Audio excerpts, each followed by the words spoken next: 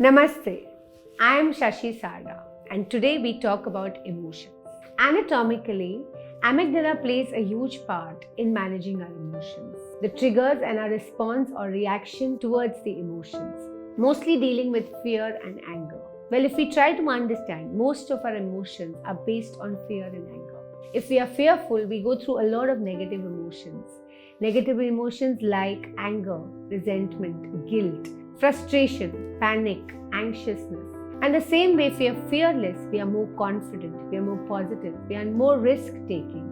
So everything depends upon how our emotional well-being is. As in yoga, we say rag and dvesh. If we are liking something, we keep doing that over and over again, or we develop an attachment towards it. Rag, as it's called in yoga.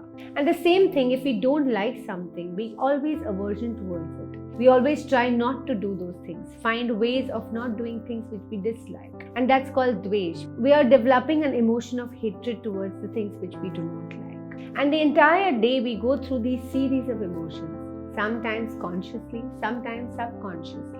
It has become a pattern of our day. And most of the time, if you look back, you'll see that most of the time your reactions are almost same every single day. Sometimes more, sometimes less. Sometimes we consciously get angry to create an environment, and sometimes unknowingly we get a trigger and we go into an anger spell. It's something like watching traffic.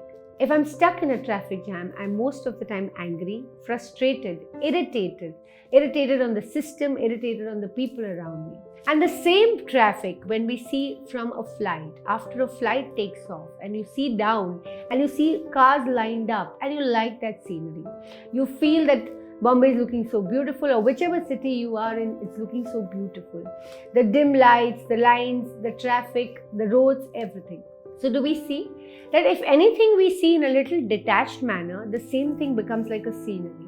And when we are into the traffic, when we are into the situation, the same situation becomes a crisis situation. So when we talk about emotions, more than understanding what your emotions is, so when we talk about emotions, it's very important to learn how to manage the emotions also. Managing the emotions, we do most of the time, sometimes responsively and sometimes reactively. But is that the way we want to live the entire life? It's now time to start mastering the emotions. Well, what do we do to master our emotions? Do we want to live a life like this throughout the life? No. Then, well, the most and the best way to master emotions is to keep slight distance from the situation. How I gave the example of the flight, when you're up above in the sky, everything down looks beautiful. The same way, in whichever situation you are, try to detach yourself, try to disconnect, try to make a little distance between the situation and you. The moment you do this, you learn how to master the emotions. The situation doesn't come and take over you. You are able to handle it more better. You're able to think through it and respond to the situation rather than react. It's time to, instead of just managing the emotions, let's learn to start to master our emotions. Let's look at everything in a more detached or a little distant manner. And this distance can be created only with mindfulness. How do we develop mindfulness? Well, to develop mindfulness, one needs to sit with themselves, and that's only possible by sitting in quietude and meditation. So try and remove some time for yourself. Sit by yourself.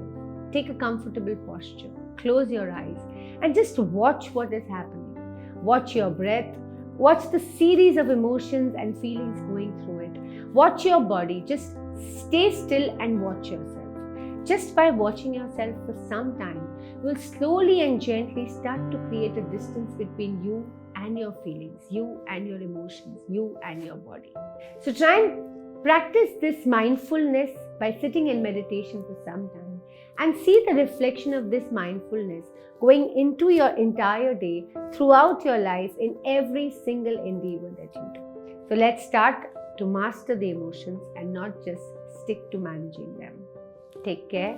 Namaste.